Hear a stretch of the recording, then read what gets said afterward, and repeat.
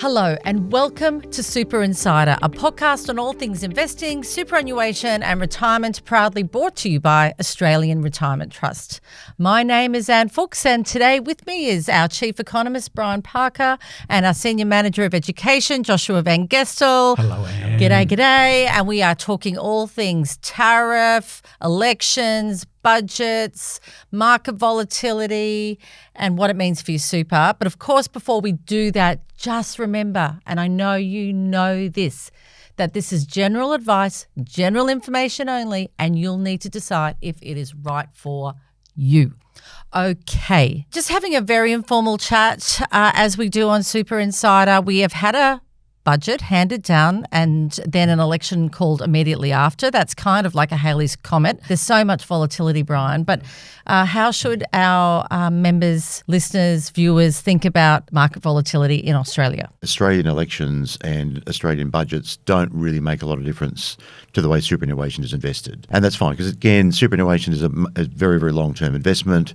We're much more interested in the longer-term outlook for things like growth, inflation and interest rates. What would feature, though, is the geopolitical risk. And, Brian, I've heard you say this quite a bit, that, geopolitics has always been a factor of portfolio construction, but I guess the weighting now on it in terms of consideration has elevated quite a bit. Yeah, and again, I think it's worth reiterating that we can't design portfolios based on our ability or anybody's ability to forecast how the world might evolve in the short term, either in an economic sense or a market sense, or how geopolitical developments are going to evolve in the short term, because no one knows. And even when you talk to people who are seriously good at this, they don't talk in binary outcomes. They talk in scenarios and decision trees and probabilities. So all we can really do is make sure that we're building portfolios that are very, very focused on the longer term, that are very well diversified across industries and regions and managers and asset classes, etc., but also be prepared to take advantage of volatility. And I know volatility is really unsettling. I mean, for many of our members, especially those members who are approaching retirement, they see market volatility, they see falling share prices, and they worry. And a lot of the messages that we try and communicate to members is very much around, look, volatility is inevitable. It is part and parcel of any investment journey. And what the world is going through right now is clearly a very heightened period of volatility, but that also provides opportunity. Yeah, and we were talking, so I was just bragging that I'm the first of my three finished school last year, so I'm no longer paying school fees for one, and salary sacrifice, Frank, my husband's salary sacrificing school fees into his account because he needs to catch up a bit because he was the stay-at-home dad. At the moment, there would be people probably thinking, oh, should I be putting more money in if it's so volatile? But actually, it's like a sale. Isn't it? It's like buying something on sale. And often, when we see periods like this where share markets are down, our first thought is, where's the opportunity? And where can we put money to work? And so we've not been selling equities into this. If anything, we've been looking for opportunities to buy. That's what we get paid to do, to take advantage of this kind of volatility. And we don't know when markets will recover. We don't know when things will settle down. But at some point, the economy and business and markets kind of adjust to a new reality and move on.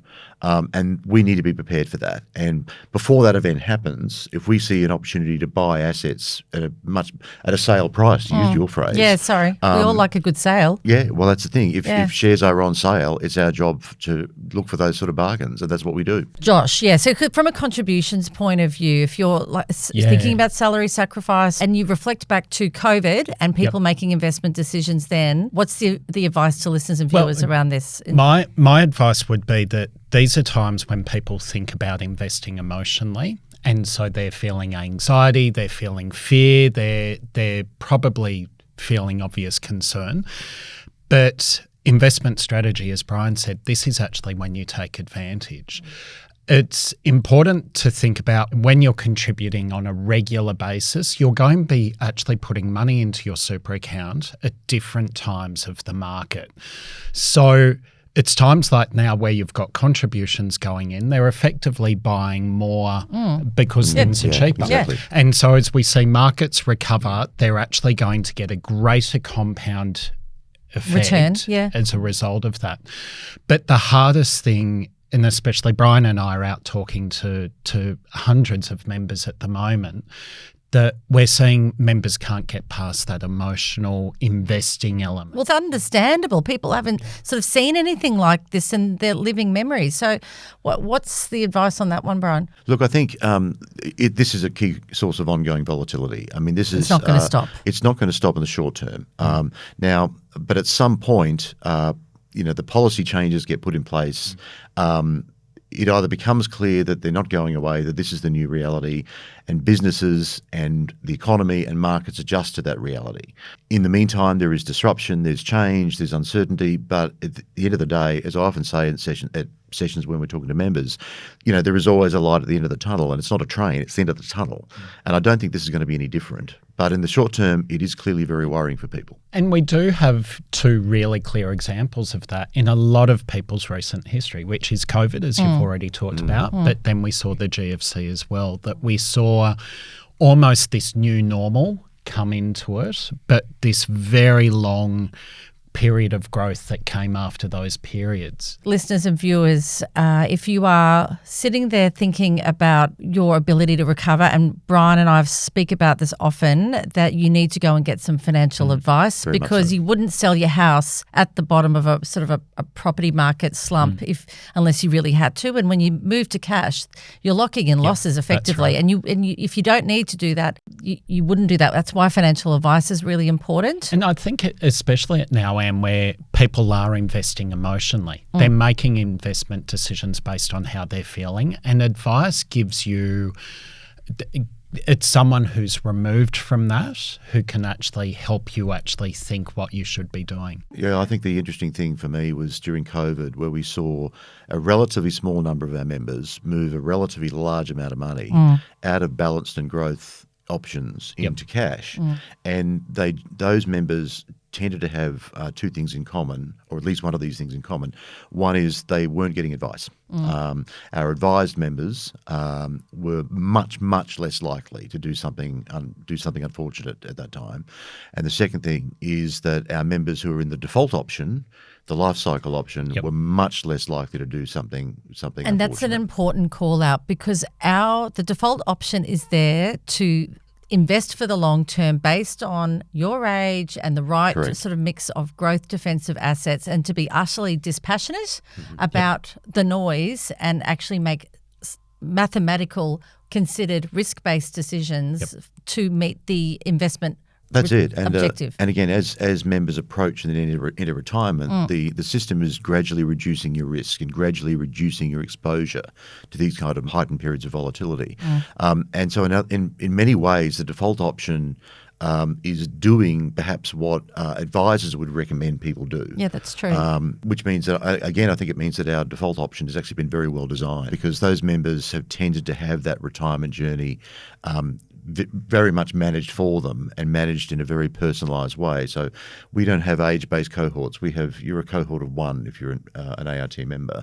So when you turn 50, happy birthday from ART. We will start gradually de-risking you in monthly steps up until the age of 65. So we're taking the risk off the table for you, while still ensuring that you've got enough exposure to risk so that you get the long-term returns you need. I think the message overall is, with elections, budgets, Trump and tariffs and all the things, is that finding a super fund that has the track record, that has the governance, the ability to deploy capital and access to the best-of-breed investment partners in the world is paramount. And I think of some of our investments that we have: student accommodation in Norway, aged care, Robina Town Centre on the Goldie. These things just carry on. I think that's the thing, is that having roughly about 30% or so of the fund invested in a range of private assets, which by their very nature are just not as exposed to what's happening in share markets. And a lot of these assets deliver returns that are not really dependent on those markets, and in some cases not even that dependent on the economy per se. So aged care is a classic example. We run in Australia, we either have under construction or in operation about 13 aged care centres. We have another batch of aged care facilities in the UK, and those residents are going to keep on paying their rent regardless of what happens in the stock market today, tomorrow, or what happens to tariffs the other day or in the future. And so having that reliable source of return, it does provide our members with a decent amount of protection during really volatile times. Any final reflections as we clock off from another episode of Super Insider in these exciting times we live in?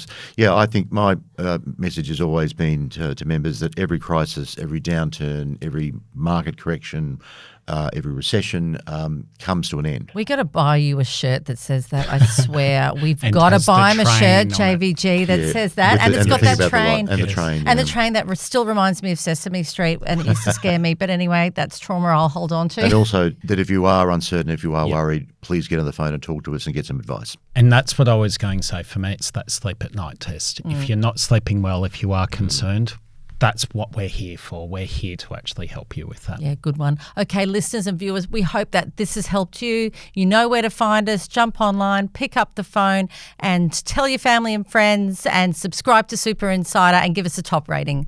Thank you.